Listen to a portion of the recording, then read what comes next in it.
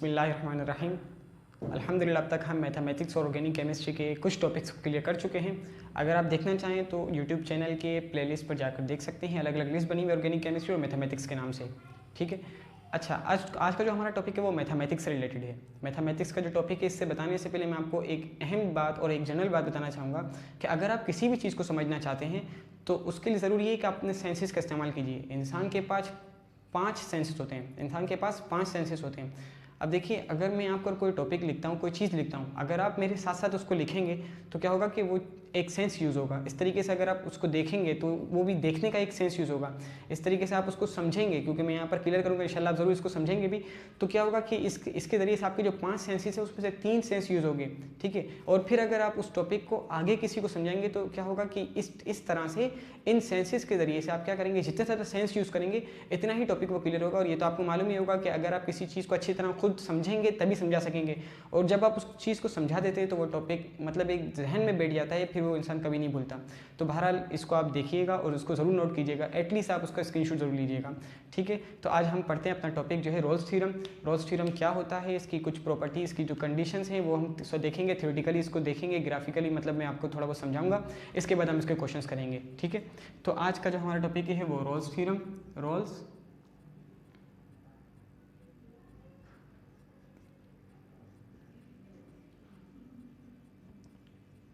ये आपके पास आ गया रोल्स थ्योरम। अब देखिए इनका कहना क्या है, मैं यहाँ पर एक फंक्शन लिखता हूँ, फिर इसके बाद मैं आपको इसकी प्रॉपर्टीज़ के साथ साथ आपको समझाता जाऊँगा। अब देखिए, अगर इनका कहना ये है कि किसी भी वेरिएबल का फंक्शन उसका जो डोमेन हो, डोमेन क्या होता है अभी मैं जो यहाँ पर लिखूँगा ये डोमेन, किसी भी वेरिएबल किसी भी चीज़ का जो फंक्शन हो उसका जो डोमेन है वो क्लोज इंटरवल के अंदर, क्लोज इंटरवल के अंदर जो डोमेन है, क्लोज इंटरवल का मतलब क्या होता है कि ए और बी इसके अंदर अंदर के पॉइंट्स और ये खुद इसके बाहर का कोई भी पॉइंट यहाँ पर शामिल नहीं होगा। ठीक है, अगर वो बिलोंग करते हो रियल नंबर से तो देखिएगा, फिर अगर इन्होंने 3 कंडीशंस लगाई हैं, 3 कंडीशन में अगर देखा जाए तो 3 शराइत लगाई हैं, अगर वो 3 शराइत पाई जाए तो ये होगा। मैं आपको समझाता हूँ। देखिए, पहले तो ये है कि पहले इस चीज़ का पाया जाना ज़रूरी है, इस चीज़ का पाया जाना ज़रूरी है। मतलब ये कि अगर किसी भी वेरिएबल के फंक्शन वो अगर रियल नंबर से उसके डोमेन, किसी भी वेरिएबल के फंक्शन का जो डोमेन है वो रियल नंबर से बिलोंग करना ज़रूरी है।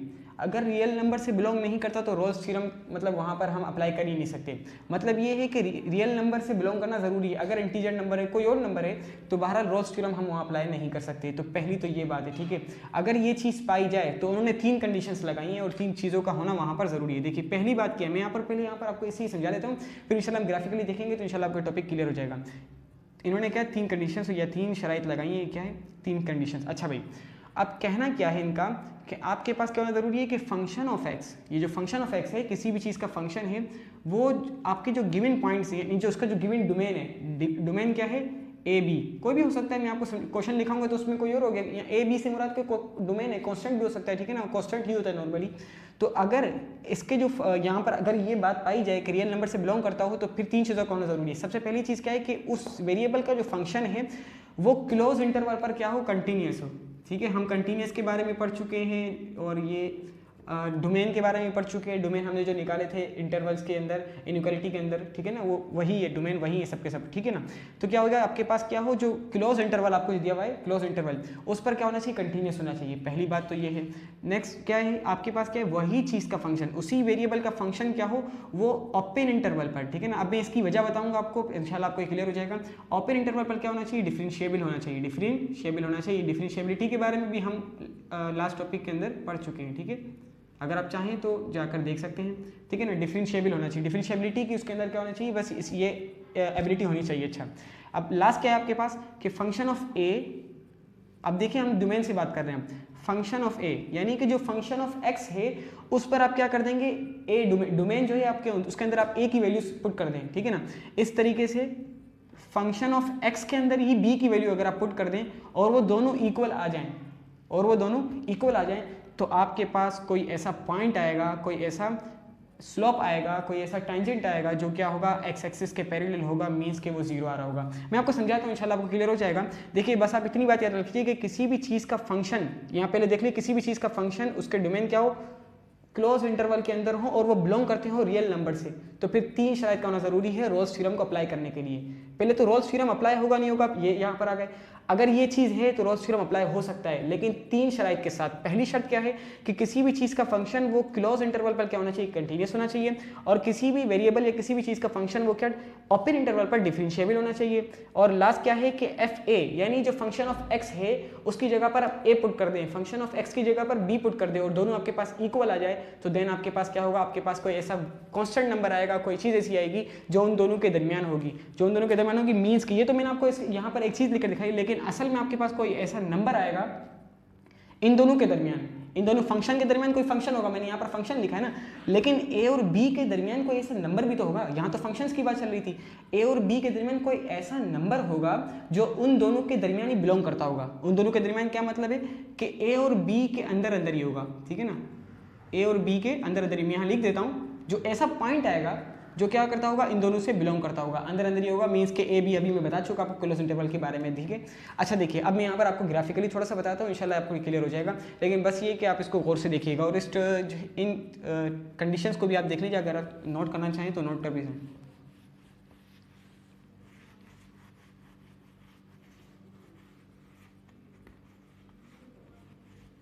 अच्छा देखिए, अब अगर मैं आपके पास ऐसा एक ग्राफ बना दिया, ठीक है, Y axis and X axis, ठीक है। अब देखिए, मैं यहाँ पर जो मैं ए और बी की बात कर रहा था, ये मेरे पास ए और बी आ गए, ठीक, ये ए और बी मेरे पास आ गए। यहाँ पर क्या होगा कि ज़रूरी ये है कि यहाँ पर इसके फंक्शंस होंगे, ए और बी आ गए, यहाँ पर इसके फंक्शंस होंगे। अच्छा देखिए, अब अगर मैं यहाँ पर इस तरीके से ड्रॉ कर देता हूँ, इन्होंने क्या शर्त लगाई थी कि ए आपके पास किसी भी चीज़ का जो फंक्शन है वो डोमेन पर, डोमेन आपके पास क्या है, ये रहा, ए और बी आपके पास डोमेन है, उस पर क्या होना चाहिए, कंटिन्यूस होना चाहिए। कंटिन्यूस का मतलब क्या है, देखिए ये क्या है, ये कंटिन्यूस चल रहा है ना, ये पॉइंट आपके पास क्या चल रहा है, मुसलसल चल रहा है, इसके अंदर कोई रिजिड नहीं है, कोई और चीज़ नहीं है जो इसके लिए रुकावट बन रही हो। मुसलसल का मतलब, कंटिन्यूस का मतलब क्या होता है, मुसलसल लगातार। तो देखिए इसी तरह है ना, इसके अंदर कोई ना तो अप एंड डाउन है, कुछ भी नहीं है ना, बिल्कुल स्ट्रेट एक चलता हुआ आ रहा है, ठीक है ना। तो अब ये तो क्या कंटिन्यूस तो है, कंटिन्यूस तो है। अच्छा नेक्स्ट क्या आपके पास कि वो क्या होना चाहिए, डिफरेंशिएबल होना चाहिए। डिफरेंशिएबल का मतलब क्या है कि आपके पास हर पॉइंट पर टेंजेंट बना सकें आप, हर पॉइंट पर, ये टेंजेंट होता है, ये टेंजेंट होता है, ठीक है ना, ये क्या है टेंजेंट, हर पॉइंट पर आप बना सकें। मतलब ये कि हम हर पॉइंट पर टेंजेंट बना सकते हैं। अब मैंने आपसे कहा था कि वो जो यानी जो रोल्स थ्योरम की जो 3 शराइत हैं उसके अंदर पहली शर्त क्या थी कि क्लोज इंटरवल पर होना चाहिए, लेकिन जो दूसरी बात थी उन्होंने कहा ओपन इंटरवल पर डिफरेंशिएबल होना चाहिए। अगर आपको याद हो अभी भी हमने पढ़ा कि ओपन इंटरवल पर क्या होना चाहिए, डिफरेंशिएबल होना चाहिए। तो सवाल मैंने यहाँ पैदा होता है कि भाई ओपन इंटरवल पर क्यों होना चाहिए, तो इसका जवाब देखिएगा, शॉर्ट यही है कि जो लास्ट पॉइंट होता है ना, ये जो लास्ट पॉइंट होता है ये डिफरेंशिएबल नहीं होता। लास्ट जो पॉइंट होता है क्लोज इंटरवल के अंदर होता है क्या है कि लास्ट पॉइंट भी शामिल होते हैं, लास्ट पॉइंट और उनके बिटवीन, यानी कि अगर ए और बी है तो ए और बी क्या है, ये लास्ट पॉइंट्स हैं, तो लास्ट पॉइंट भी होंगे और इनके अंदर के यानी कि ए और बी के बिटवीन जितने भी पॉइंट्स होंगे वो भी शामिल होंगे। लेकिन ओपन इंटरवल क्या होता है कि ए और बी नहीं होंगे, ठीक, ए और बी नहीं होंगे। तो ओपन इंटरवल की शर्त इसीलिए लगाई क्योंकि जो आपकी जो लास्ट पॉइंट है यहाँ पर आप टेंजेंट नहीं बना सकते, ठीक है ना, क्योंकि अगर मैं देखिए, मैं अगर लास्ट पॉइंट इसको लेता हूँ तो मैं टेंजेंट बनाना शुरू करूंगा तो वो कोई और लास्ट पॉइंट आ जाएगा। तो लास्ट पॉइंट का कभी भी आप डिफरेंशिएबल नहीं कर सकते। अगर आप चाहें तो देख भी सकते हैं, पॉइंट बनाए, अगर इसको कट कर देंगे, टेंजेंट बना देंगे तो एक और पॉइंट आ जाएगा, फिर उसको कट करेंगे एक और पॉइंट आ जाएगा। तो क्या होगा कि लास्ट पॉइंट का कभी भी डिफरेंशिएबल नहीं बना सकते, इसलिए उन्होंने कहा कि क्या होना चाहिए, ओपन इंटरवल पर क्या हो, डिफरेंशिएबल हो, ठीक है। एक तो ये बात हो गई। आप देखिए नेक्स्ट क्या है, ए है, ये है, बी ये है, तो लामाला क्या होगा कि फंक्शन ऑफ ए ये होगा एंड फंक्शन ऑफ बी क्या होगा, ये होगा। तो function of A and function of B क्या है आपके पास, इक्वल होना चाहिए। तो यहाँ पर क्या तीसरी प्रॉपर्टी भी पाई जा रही है कि function of A is equals to function of B, ठीक है। यहाँ आपको तीनों प्रॉपर्टी जो इसकी जो 3 कंडीशन या 3 शराइतें वो आपको समझ में आ गई होंगी यकीनन। अच्छा देखिए, अब जब ये होगा तो क्या होगा, क्या तो कह रहे हैं कि इस तरह अगर ये तीनों शराइत पाई जाए तो एक ऐसा पॉइंट आएगा, एक ऐसा पॉइंट आएगा, यहाँ पर मैं आपको स्लोप बताता हूँ या टेंजेंट बताता हूँ। अब देखिए ये क्या है, पॉइंट है, ये क्या है, पॉइंट है। एक ऐसा पॉइंट आएगा कि जो क्या होगा, इन दोनों के दरमियान लाई करता होगा, एक तो ये बात है। और उसका जो फंक्शन होगा, यहाँ पर देखिए हम नॉर्मली लिखते हैं F C is equals to 0, ये क्या होता है, टेंजेंट होता है। 0 क्यों बराबर लेते हैं, इसलिए बराबर लेते हैं कि यहाँ पर जो टेंजेंट आप निकालते हैं वो क्या है, एक्स एक्सिस के पैरेलल है। देखिएगा एक्स एक्सिस के पैरेलल है, इसलिए मैंने क्या कहा 0। अगर देखिए ऐसा तो होगा ना, यकीन आप देखिए कि अगर मैं यहाँ से एक ए से एक स्लोप बनाता हुआ जा रहा हूँ, ठीक है ना, अगर मैं यहाँ से एक चीज़ मैंने जैसे अभी यहाँ के सामने ड्रॉ की हुई है, तो यकीनन इन दोनों पॉइंट्स के दरमियान, जब इन दोनों पॉइंट के अंदर ये तीनों बातें पाई जाए, तो एक ना एक ऐसा पॉइंट होगा जो इन दोनों के दरमियान लाई करता होगा, और उसका जो फंक्शन होगा वहाँ पर अगर आप टेंजेंट बनाते हैं, यानी उसके ऊपर अगर आप डिफरेंशिएबल करते हैं यानी टेंजेंट बनाते हैं, तो क्या होगा कि कोई एक ना एक तो ऐसा टेंजेंट होगा जो एक्स एक्सिस के पैरेलल होगा। एक्स एक्सिस के पैरेलल मतलब होने का क्या है, ये होगा एफ डिफरेंशिएट सी, यानी जो सी आप हमने कोई ना कोई पॉइंट ले लिया ना, ए और बी के दरमियान हमने सी ले लिया अपने जो है समझने के लिए, और ना आप सी की जगह पे कुछ भी लिख सकते हैं, तो सी यानी जो ए बी के अलावा हमने नया नंबर ले लिया सी, वो क्या होगा, उसका जब आप डिफरेंशिएट करेंगे तो क्या है, 0 के बराबर होगा, ठीक है ना। ये चीज़ होगी, ज़रूर होगी, ठीक, लेकिन आपके पास क्या है कि आप पहली तो आपके पास वो रियल नंबर से बिलोंग करती हो, नेक्स्ट आपके पास 3 शराइत पाई जाए तब ऐसा होगा, वरना नहीं होगा, ठीक है। तो ये बहुत आसान सी चीज़ है। बहरहाल अभी मैं आपको क्वेश्चन समझाऊंगा तो इंशाल्लाह आपको क्लियर भी हो जाएगा। और मैं आपको एक बात बताऊँ कि आपको करने की जरूरत ही नहीं पड़ेगी, आपको कंटिन्यूस वगैरह और डिफरेंशिएबिलिटी करने की जरूरत ही नहीं पड़ेगी। लास्ट जो property F A is equal to F B, बस इसे आप याद रखिएगा, ये बहुत ज़्यादा मेजर प्रॉपर्टी है। जैसे मैंने आपको इससे पहले भी एक क्वेश्चन के अंदर बताया था कि ये प्रॉपर्टी बहुत ही ज़्यादा मेन है, गालिबन कंटिन्यूटी के अंदर बताया था। तो जो चीज़ मैं आपको बताता जाऊँ कि ये चीज़ मेन है, तो आप उसे नोट भी कीजिएगा, ताकि आपको क्या हो कि उससे उसी के ऊपर आपका क्वेश्चन नॉर्मली बेस करता है, तो फिर आप क्या होगा कि उसको अप्लाई करना है और आपके पास आंसर आ जाएगा, बस ज़्यादा लंबा करने की जरूरत ही नहीं पड़ेगी। अच्छा देखिए, मेरे पास एक क्वेश्चन दिया हुआ है एफ एक्स, ठीक है, is equal to X square, ठीक है ना, माइनस का 3x प्लस का 2। अब इसके लिए क्या डोमेन मुझे दिए हुए 1 और 2। अब पता है, देखिए क्रॉस इंटरवल दिया हुआ है ना, मतलब ये कि जो एफ ऑफ एक्स है, यानी किसी भी फंक्शन किसी भी वेरिएबल का जो फंक्शन है, किसी भी वेरिएबल का फंक्शन क्या है, ये रहा, ये इसका फंक्शन है, तो उसके जो डोमेन है, डोमेन ये है ना हमारे पास, वो किससे बिलोंग करते हो, रियल नंबर से, और ये रियल नंबर से बिलोंग भी करते हैं। रियल नंबर से बिलोंग करते हो तो देन आपके पास रोल्स थ्योरम अप्लाई कर सकते हैं। रोल्स थ्योरम अप्लाई करने के लिए क्या होगा कि आपके पास 3 शराइत का होना जरूरी है। पहला क्या है, दूसरा क्या है, सबको छोड़ दें, ठीक है ना। आप देखिए लास्ट वाली आपके पास है या नहीं है, क्योंकि फंक्शन ऑफ कंटिन्यूटी में आपको बता चुका हूँ, आप डिफरेंशिएबिलिटी में आपको बता चुका हूँ। अगर आप चाहें उसको देखना चाहें देख सकते हैं, आप उसको जाकर मतलब जो कंटिन्यूटी और डिफरेंशिएबिलिटी को अप्लाई कीजिए। लेकिन देखिए ये जो मेन प्रॉपर्टी है मैं आपको बताना चाहूँगा। अब मैं क्या करूँगा, फंक्शन ऑफ एक्स की जगह पर मैं सबसे पहले क्या करना होगा, ये आपके पता है कि ये ए है एंड देन ये बी है, मैं लिख देता हूँ यहाँ पर a is equal to 1 b is equal to 2।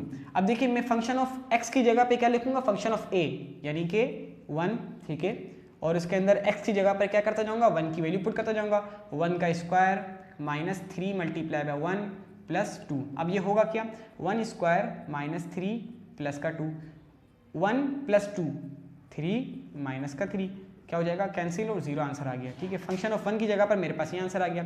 अब आप यह देख लीजिए b पुट कीजिए, ठीक है ना। b पुट करने के लिए क्या होगा, फंक्शन ऑफ 2 यानी फंक्शन ऑफ b की जगह पे 2 पुट कर दिया मैंने यहाँ पर, जो मेरे पास b था, मेरे पास कांस्टेंट यहाँ पर b था। अच्छा देखिए, और इसकी x की जगह पर भी मैं क्या करता जाऊँगा, 2 की वैल्यू पुट करता जाऊँगा, 2 का square minus 3 multiply by 2 plus 2, तो 2 का स्क्वायर क्या होगा आपके पास 4 आएगा, 3 टू 6 आ जाएगा, और प्लस 2 4 प्लस 2 6, और 6 माइनस 6 इज इक्वल टू 0। तो देन हुआ कि आपके पास कि फंक्शन ऑफ ए जो था, देखिए फंक्शन ऑफ ए क्या था आपके पास 1 था, एंड फंक्शन ऑफ बी क्या था आपके पास, फंक्शन ऑफ बी था आपके पास 2, ठीक है ना। फंक्शन ऑफ बी क्या था आपके पास 2, तो ये क्या होगा, दोनों इक्वल आ गए, क्योंकि देखिए यहाँ पर भी 0 आंसर आया और यहाँ पर भी 0 आंसर आया। देखिए अगर आपके पास, मैं आपको यहाँ पर देखिएगा एक बात समझाऊंगा कि हमने क्यों कंटिन्यूटी डिफरेंशिएबिलिटी नहीं देख रहे। एक तो ये मैं आपको बता दूंगा, क्योंकि आपके जहन में सवाल तो आएगा कि भाई ये क्यों इस तरह नहीं देख रहे। अगर आप करना चाहें तो कर सकते हैं, क्योंकि पहले क्वेश्चंस के अंदर हम कर चुके हैं डिफरेंशिएबिलिटी और कंटिन्यूटी। लेकिन मैं आपको एक बात बताना चाहूँगा कि यहाँ पर क्यों नहीं कर रहे हम। देखिए कि अगर मैं यहाँ पर ग्राफ बनाया ना, मैंने जो ग्राफ बनाया था, ठीक है ना, जो प्लॉटिंग मैंने की थी, तो अब उसी तरीके से आप देखिए जो मैंने ड्रॉ किया है। यहाँ पर अगर फंक्शन ऑफ ए ये है और फंक्शन ऑफ बी क्या है, ये है, ठीक है।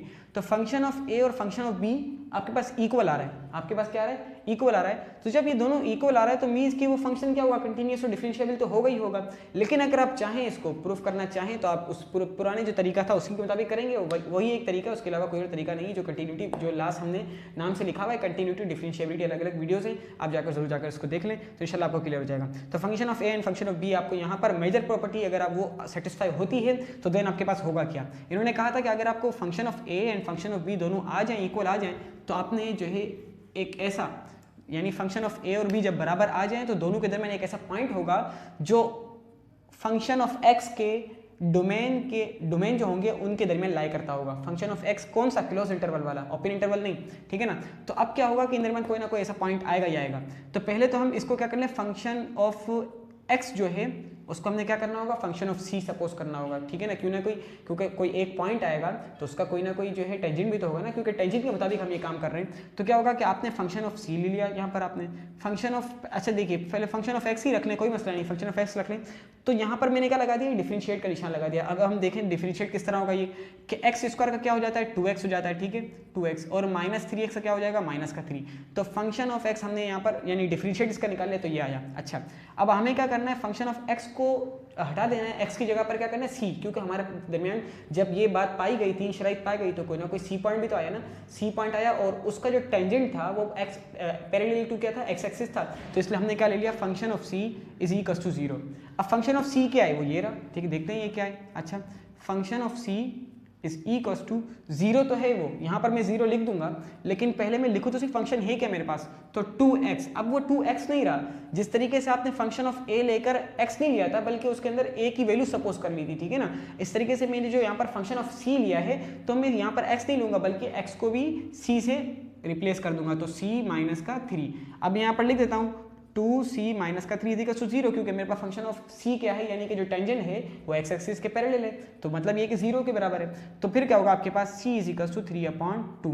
अब आपको पता है कि 3/2 को अगर हम फ्रैक्शन के अंदर ना लिखें बल्कि इसको पॉइंट्स में लिख दें, तो आपके पास क्या आएगा, 1.5 आएगा। और आपको पता है कि 1 और 2 के दरमियान में 1.5 आता है, 1, 1.1, 1.2, 1.3, 1.4, 1.5। तो मतलब ये कि a और b जो कि एक क्लोज इंटरवल के अंदर है, उसके दरमियान क्या कर रहा है, ये पॉइंट आपके पास नया आया हुआ पॉइंट या नया आया हुआ फंक्शन उसके अंदर क्या कर रहा है, लाई कर रहा है। तो मतलब ये कि हम इस क्वेश्चन को सही किया है, रोल्स थ्योरम अप्लाई हमने बिल्कुल ठीक किया, ठीक है। तो मतलब ये तो एक आंसर हो गया। अब मैं आपको एक दो क्वेश्चन और करा देता हूँ, जिससे इंशाल्लाह आपको टॉपिक क्लियर भी हो जाएगा। यह आ गया हमारा नेक्स्ट क्वेश्चन। अब देखिए नेक्स्ट क्वेश्चन थोड़ा सा इससे अलग है, वो देखिएगा वो है क्या, एक्स प्लस का 3, एक्सपोनेंट के अंदर वैल्यू दी हुई आपको एक्सपोनेंट माइनस x/2, और इसके लिए आपके जो डोमेन दिए हुए, ये जो किसी भी वेरिएबल का जो फंक्शन है उसके डोमेन क्या है, वो देखिए डोमेन आपको दिए हुए 3,0, 3 आपको नेगेटिव भी दिया हुआ -3,0, ठीक है। और वो बिलोंग करते हैं रियल नंबर से, तो आपको पता ही है कि रियल नंबर से बिलोंग करते हैं। अच्छा तो ये चीज़ आपको दी हुई है। तो अब जब इस तरह की सूरत हो तो आप रोल्स थ्योरम अप्लाई कर सकते हैं, लेकिन 3 शराइत पाई जाने के वक्त, ठीक है। तो हम देखते हैं तीनों बातें पाई जाती नहीं पाई जाती, फिर इसके बाद हम देख लेंगे। अच्छा देखिए अब मैं यहाँ पर जो मेन प्रॉपर्टी वही अप्लाई करूंगा जिस तरह मैंने लास्ट क्वेश्चन के अंदर किया। तो फंक्शन ऑफ ए, ये आपके पास आ गया a, ये आपके पास आ गया b, मुझे अलग से लिखने की जरूरत नहीं है। तो a आपके पास क्या है, is equals to -3, b is equals to 0। अब देखिए मैं फंक्शन ऑफ x को रिप्लेस कर दूँ फंक्शन ऑफ a से, एंड देन उसकी वैल्यू में उसकी फंक्शन के अंदर पुट कर दूंगा, तो क्या होगा, -3 ब्रैकेट मैंने डाल दिया, इसके अंदर मैंने स्ट्रेट ब्रैकेट बना दिया, -3 + 3 एंड एक्सपोनेंट के अंदर आपके पता है कि -3/2, ठीक है। ये आपके पास आगे वैल्यूज। अब देखिएगा फंक्शन ऑफ a की जगह पे मैं फंक्शन ऑफ a तो नहीं लिखना होगा, बल्कि मेरे पास क्या है, -3 है, तो मैं -3 लिखता हूँ डायरेक्टली, ठीक है। अब -3 है और ब्रैकेट में क्या है, -3 + 3 मीन्स के 0 है, और एक्सपोनेंट के अंदर आपको दिया हुआ -3/2।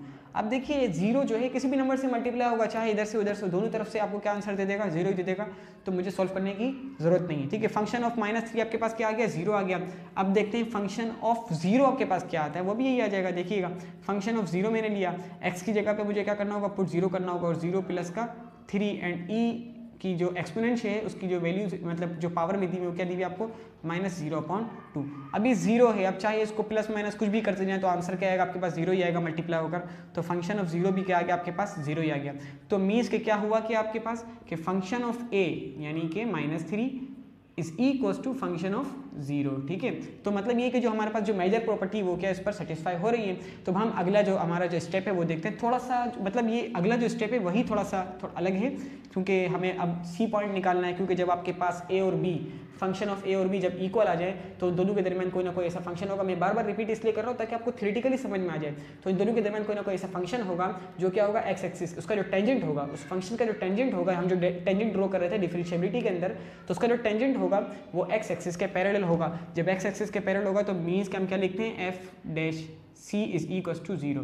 देखिए ये तो हम डायरेक्ट तो नहीं लिखेंगे, पहले तो हमें क्या करना होगा, इसका डिफरेंशिएट, गिवन फंक्शन का डिफरेंशिएट निकालेंगे, फिर उसके अंदर जो x होगा उसको रिप्लेस कर देंगे c से, फिर इसको इक्वल टू 0 लेंगे और इसके बाद हम इसको सॉल्व करेंगे। तो पहले तो मैं इसको सिंप्लीफाई कर लूँ, मीन्स कि इसको मैं मल्टीप्लाई कर दूँ आपस में ताकि थोड़ा सा क्लियर हो जाए।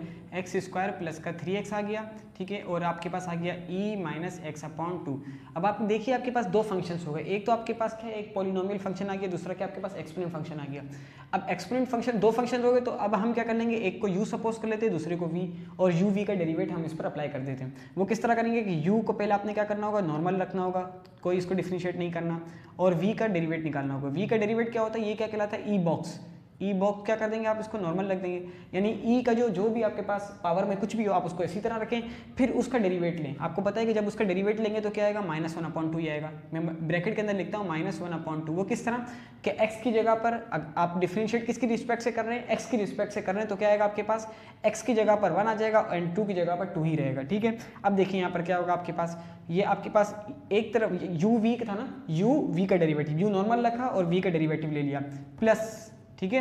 अब आपने क्या करना है, u का डेरिवेट करना है। u का डेरिवेट किस तरह होगा, एक्स स्क्वायर का क्या हो जाएगा, 2x हो जाएगा, मैं यहाँ लिख देता हूँ, एक्स स्क्वायर का हो जाएगा 2x, 3x क्या हो जाएगा, 3 हो जाएगा, ठीक है। u डेरिवेटिव भी आ गया एंड v आपको दोबारा क्या कर देना है, इसी तरह लिख देना है जैसे आपने u को शुरू में इस तरह लिखा था, ठीक है।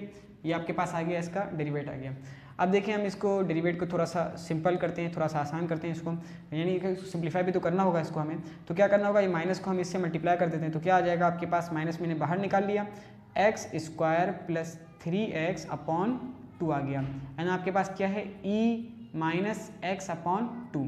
इस तरीके से यहाँ पर तो आपको कुछ भी नहीं कर सकते, आप क्या लिख देंगे, 2x plus 3 and e minus x upon 2 आ गया। अच्छा भाई, अब अगर हम देखें तो यहाँ पर क्या हो सकता है कि एक तो ये देखिए यहाँ तक भी आप रोक सकते हैं और उस पर c अप्लाई कर दें और सोल्व कर लें, लेकिन दूसरी बात क्या है कि आप अगर ई एक्स अपॉन 2 और ई एक्स अपॉन 2 का नॉर्मल यानी कि कॉमन निकाल लें तो फिर आपके पास क्या हो जाएगा, थोड़ा सा और आसान हो जाएगा और सिंप्लीफाई हो जाएगा। तो हम इसको देख लेते हैं, ई माइनस एक्स अपॉन 2 यानी जो ई की जो एक्सपोनेंट में जो पावर है वो निकाल लेते हैं common, E minus x upon 2 and हम इसको सॉल्व कर लेते हैं। ये माइनस को मल्टीप्लाई कर दे तो minus x square plus 3x आ गया आपके पास upon 2 and plus 2x plus का 3, ठीक है। ये वैल्यूज हैं आपके पास। अब आपने क्या करना होगा, इसको सॉल्व करना होगा। सॉल्व किस तरह करेंगे कि इसको एलसीएम लेंगे, एलसीएम किस तरह आएगा, minus x square plus 3x, तो वही आ जाएगा plus 4x plus 6, plus 4x and plus 6 आ गया, और नीचे आपके पास क्या आ गया, 2 ही आ गया। अच्छा देखिए अब हम इसको देख लेते हैं कि 3x और 4x क्या आ जाएगा आपके पास, 7x आएगा ना, तो माइनस का एक्स स्क्वायर। अच्छा देखिए हमने सिर्फ और सिर्फ माइनस एक्स स्क्वायर लिखा था, बल्कि क्या होना चाहिए, minus x square minus 3x, ठीक है ना। तो मतलब क्या हो जाएगा फिर, अब माइनस 3x होना चाहिए, तो minus 3x and plus 4x, तो मतलब क्या होगा कि माइनस का एक्स स्क्वायर, देखिए मैं लिख देता हूँ कि माइनस का एक्स स्क्वायर प्लस का x एंड प्लस का 6 अपॉन 2, और आपको पता है कि आपने एक चीज़ कॉमन निकाली हुई, वो क्या है, e माइनस एक्स अपॉन 2, यानी कि एक्सपोनेंट की पावर में माइनस एक्स अपॉन 2, ठीक है। आपके पास ये सब तो मौजूद है।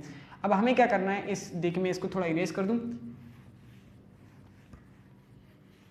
अब आपके पास रह क्या गया, अब आपको सिर्फ और सिर्फ क्या करना है, इसकी जगह पर आपके पास जो फंक्शन ऑफ x है, अब मैं इसको हटा देता हूँ, यहाँ लिख देता हूँ फंक्शन ऑफ c लिख देता हूँ, ठीक है। या फंक्शन ऑफ x का डेरिवेटिव पहले एक दफ़ा लिख देते हैं कि e की पावर माइनस का x अपॉन 2 एंड ब्रैकेट में आपके पास है माइनस का एक्स स्क्वायर प्लस का x प्लस का 6 अपॉन 2, ठीक है। आपके पास ये है।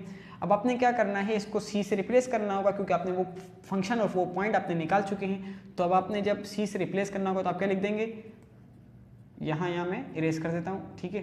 तो क्या हो जाएगा, माइनस का c अपॉन 2, जो पहले माइनस एक्स था वो माइनस c हो गया, आपके पास जो माइनस एक्स स्क्वायर था वो c स्क्वायर बन गया, और x क्या बन गया, c बन गया। सब कुछ आपने x को c से रिप्लेस कर दिया। अब आपको क्या करना होगा, इसको सिंप्लीफाई करना होगा। आपको पता है कि जो फंक्शन ऑफ c है वो 0 लिखना है, क्योंकि वो पैरेलल टू 0 है, पैरेलल टू x एक्सिस है, तो 0 आ, यहाँ पर हम इस फंक्शन को छोड़ देंगे, ठीक है ना। इसलिए आपको पता है कि अगर मैं यहाँ पर 0 पुट करता हूँ तो आंसर क्या आएगा, 0 ही आएगा। तो इसलिए इसको आप क्या करते हैं, अलग कर दें, और इसके अंदर से आप, क्योंकि आपको वैल्यूज चाहिए ना, क्योंकि एक वैल्यू आएगी, दो वैल्यूज आएंगी, ठीक है ना। तो हम क्या करेंगे, माइनस c स्क्वायर प्लस का सी प्लस का 6, इसको हम ले लेंगे डिवाइडिंग बाय 2, ठीक है। अब आपको पता है 2 जब 0 से मल्टीप्लाई होगा तो 0 ही आ जाएगा, तो आपके पास असल में ये इक्वेशन बन जाएगी माइनस का सी स्क्वायर प्लस का 6 प्लस का 2 प्लस का 6, ठीक है ना, इज इक्वल्स टू 0 आ गया। अच्छा देखिए, अब हमने इसके फैक्टर्स बनाने होंगे, तो पहले मैं इसको अगर थोड़ा सिंप्लीफाई कर लूँ, सी स्क्वायर यानी पूरा इसको वहाँ ले जाऊँ, शिफ्ट कर दूँ, तो सी स्क्वायर माइनस का सी माइनस का 6 आ गया। एंड देन अब इसके क्या होंगे, आपके पास 2 रूट्स आएंगे। 2 रूट्स किस तरह आएंगे कि आपने क्या करना होगा, इसके फंक्शन यानी कि आपको पता है कि जब 3 और 2 को मल्टीप्लाई करेंगे तो 6 आएगा, और 3 और 2 को जब हम माइनस प्लस करेंगे तो क्या आएगा, आपके पास -1 आ जाएगा। तो वो किस तरह होगा कि अगर आप बड़े नंबर यानी माइनस को क्या 3 यानी जो बड़ा नंबर है इसके अंदर उसको माइनस के साथ रखें, तो माइनस का 3c प्लस का 2c एंड माइनस का 6 इज इक्वल टू 0। तो आपके पास क्या बन जाएंगे फैक्टर्स कि c कॉमन ले लें और c माइनस का 3 एंड प्लस 2 को कॉमन ले लें तो c माइनस का 3, तो c माइनस का 3 आपके पास एक फैक्टर आ गया, और दूसरा फैक्टर आ गया आपके पास c प्लस का 2, c is equal to 3 and c is equal to minus का 2। अब आपने ये जस्टिफाई करना है कि आपके पास जो पॉइंट्स हैं वो क्या ये उन पॉइंट के दरमियान क्या ये वाला पॉइंट आ सकता है या ये वाला पॉइंट आ सकता है, आएगा तो सही। अब कौन सा पॉइंट आएगा ये आपके ऊपर है। तो देखिए आपको पता है कि -3 से लेकर 0 तक की हमारी क्या थी, डोमेन थी, तो -3 और 0 तक के दरमियान में बताए 3 आ सकता है, बिल्कुल नहीं आ सकता, क्योंकि 0 हमारा एंडिंग पॉइंट है और उसके बाद हमारे पास क्लोज इंटरवल बताता है कि इसके पॉइंट हमारे इसके बाद हमारे पास कोई पॉइंट नहीं हो सकता। तो अब बात आती है कि क्या -3 और 0 के दरमियान ये होगा, तो हाँ बिल्कुल यही होगा कि ये वो वाला पॉइंट है कि जिसका फंक्शन, इस पॉइंट का फंक्शन का जो टेंजेंट हम बनाते हैं, जब हम डिफरेंशिएबिलिटी चेक करते हैं तो टेंजेंट बनाते हैं ना, तो टेंजेंट जब आप बनाते हैं तो वो क्या आता है, एक्स एक्सिस के पैरेलल आता है, मीन्स के हम उसको क्या लेते हैं, 0 लेते हैं। तो इसका मतलब क्या होता है कि हम यहाँ लिखते हैं ना फंक्शन ऑफ सी, यानी जो फंक्शन ऑफ सी हमने लिखा है तो मतलब क्या होता है, फंक्शन ऑफ -2। सी आपको पता नहीं था ना कौन सा पॉइंट है, आपने निकाल लिया, अब आप देखना चाहें तो -2 रखेंगे, ठीक है ना, अब आप -2 रखेंगे तो बहरहाल यहाँ पर हमारा क्या आंसर आ जाएगा, सी इज इक्वल टू -2, ठीक है, ये हमारे पास आ गया आंसर। देखिए इस तरीके से आप जिस तरह मतलब क्वेश्चन करना चाहें आसानी से कर सकते हैं, लेकिन बहरहाल बस आपसे मैं यही कहूँगा कि आप जो मैंने आपको क्वेश्चन कराए इनके मुताबिक आप क्वेश्चंस कीजिए। अगर आपको कोई असाइनमेंट के तौर पर चाहिए हो तो आप ज़रूर ले सकते हैं, और अगर आपको कोई क्वेश्चन सॉल्व करने में मुश्किल हो पहले ये कि आप इसकी कोशिश करें, अगर ना हो सके तो लास्ट में जैसे मैंने आपसे कहा कि आपके पास अकाउंट मैंने दिए हुए हैं, अगर हर वीडियो के आखिर में अगर आप चाहें तो उसका आप टेक्स्ट कर सकते हैं। और नेक्स्ट बस आपसे मैं ये कहूँगा कि आप इसको अच्छी तरह से देखें, लास्ट तक देखें, और जब लास्ट तक आप देख लेंगे तो इससे क्या होगा कि आपको टॉपिक इंशाल्लाह ज़रूर क्लियर हो जाएगा। और जब ये टॉपिक क्लियर हो जाए तो मेरी बस आपसे ये रिक्वेस्ट ये है कि आप इसको शेयर कीजिए। बहुत बहुत शुक्रिया, जज़ाकुमुल्लाहु खैरा।